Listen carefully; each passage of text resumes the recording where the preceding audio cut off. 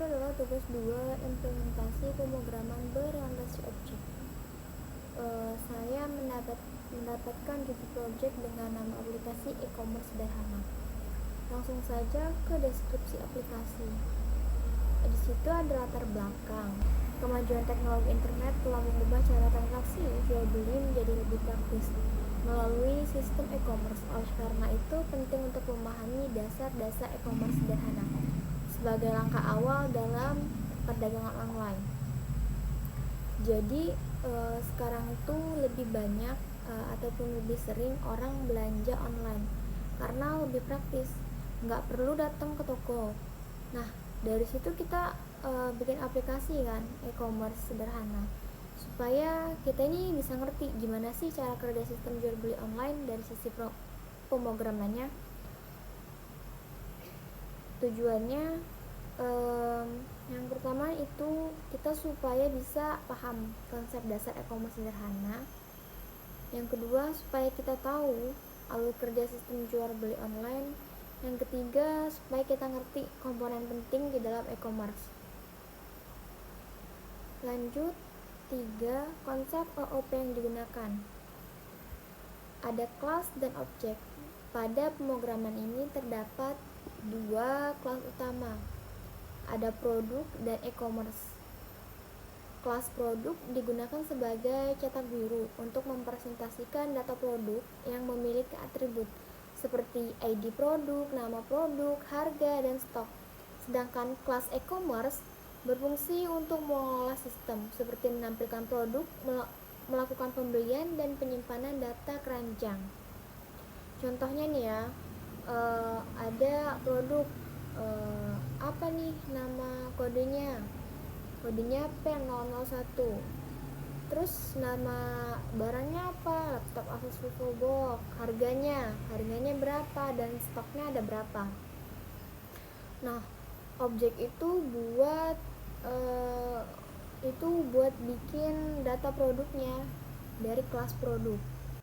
Lanjut, ada inheritance. Inheritance adalah konsep pewarisan sifat dari kelas induk ke kelas turunan.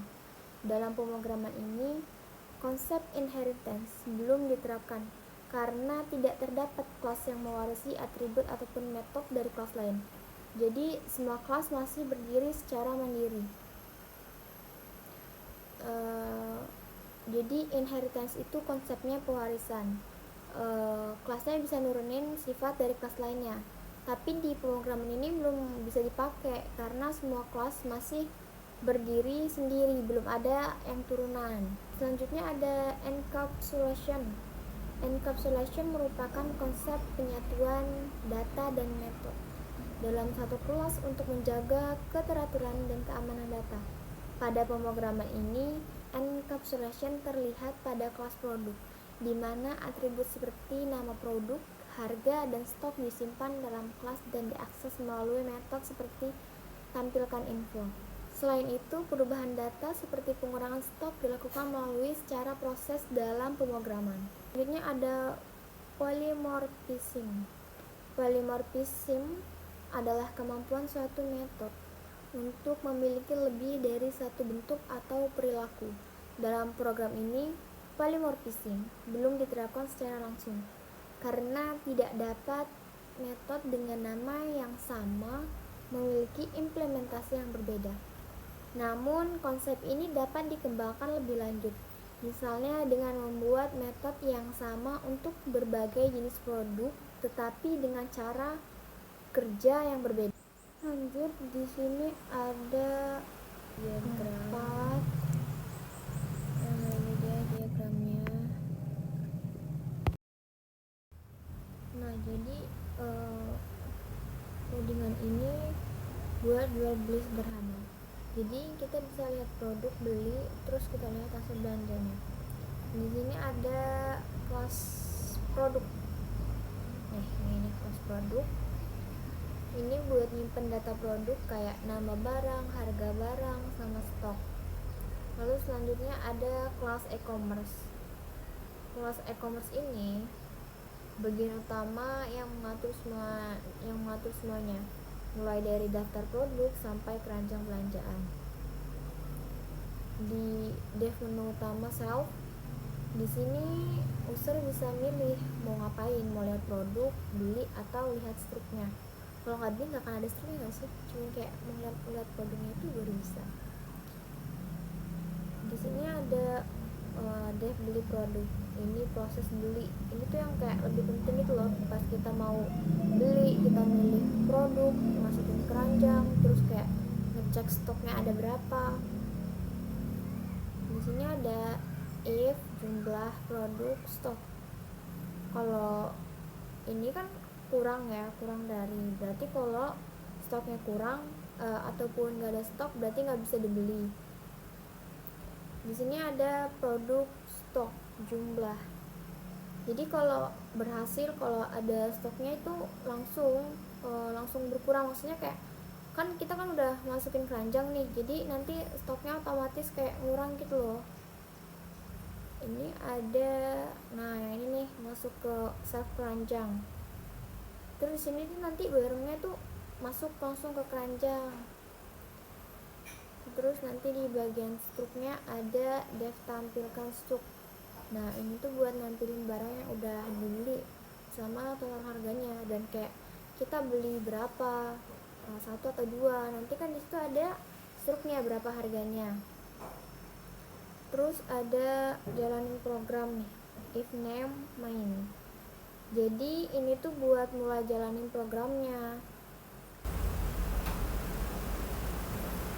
Nah ini kalau udah kita running, jadi kita di sini ada pilihannya mau beli ataupun lihat daftar produk, ataupun kita mau keluar. Jadi kita lihat daftar produk dulu, kita pencet nomor 1.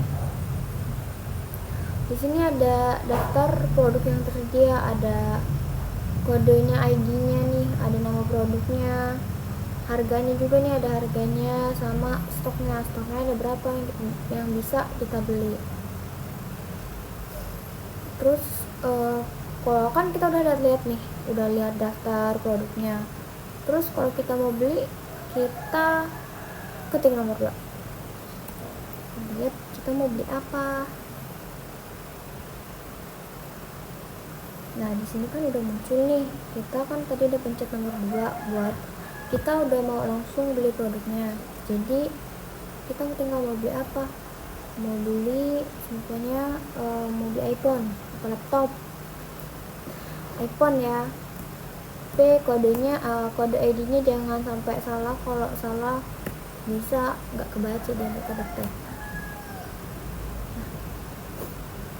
Masukkan ID, harga produk laptop Asus VivoBook, harganya 12.500.000. jadi stoknya ada 5, kita mau beli berapa nih? Kalau 6 cek ya, kita cek ya kalau 6 dia ada atau enggak. Nah ada nih, masukkan jumlah pembelian, maaf stok tidak mencukupi, stok tersedia hanya 5. Jadi kita tuh bisanya belinya cuma 5 karena stoknya udah nggak ada lagi, stoknya cuma 5.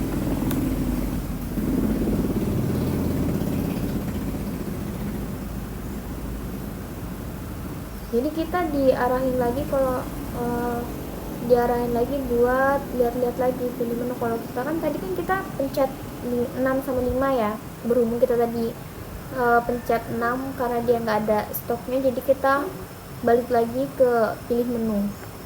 Jadi kita pencet lagi ya, beli 2, pencet beli produk 2, masukkan ID produk ataupun ID-nya kita mau beli apa lagi, IP lah, IP kita mau beli IP, tadi nggak jadi beli IP.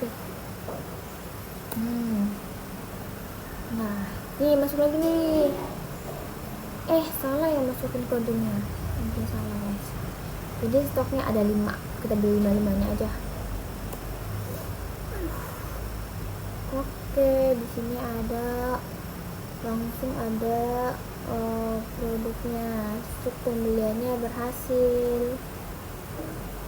Nah nomor 3 kita lihat struk pembeliannya.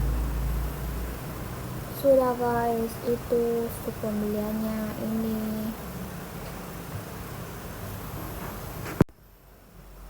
Jadi di sini ada 7 kesimpulan.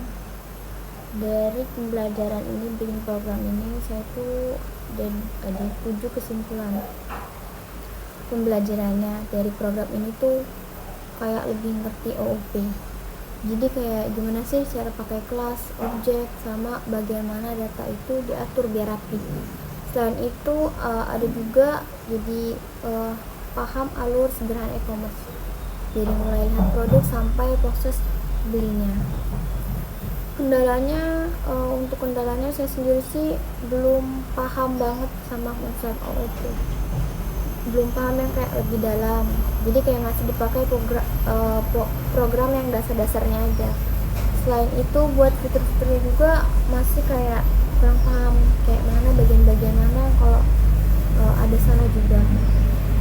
Jadi sekian tugas yang dapat saya sampaikan. Saya akhiri. Wassalamualaikum warahmatullahi wabarakatuh.